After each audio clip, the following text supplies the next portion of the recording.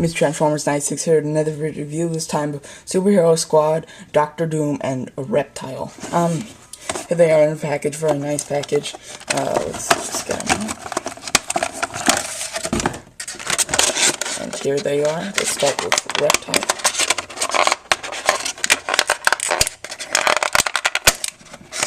And they're pretty good. Here is Reptile himself. Obviously he is in the Superhero Squad cartoon. I've only seen like one episode of it. It's definitely for very little kids. But I saw one episode and he was kind of in it. But you know, he's just, I really don't like him. I've never heard of him other than this line, and I don't think he looks great. He doesn't have a tail or anything. His hands are very wrinkly, which I think looks very strange and weird. So I do not recommend Reptile. But now we get to Doctor Doom. The main reason I bought this set was for Doctor Doom.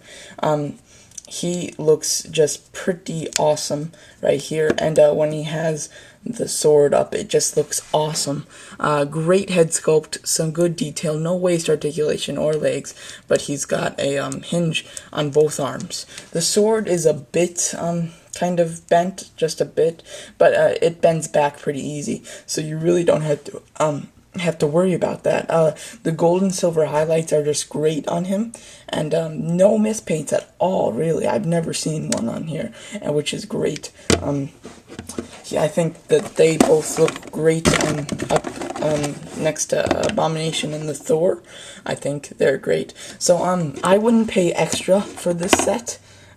Because you can pretty much find them in store. Don't buy them online for anything over $7. But yes, I do, if you see him in stores, I do recommend you get him. Even if you're not a big Doctor Doom fan, this Doctor Doom is just very nice and much better than the first one that they released. So that is my video review of Superhero Squad, Reptile, and Doctor Doom. Thanks for watching.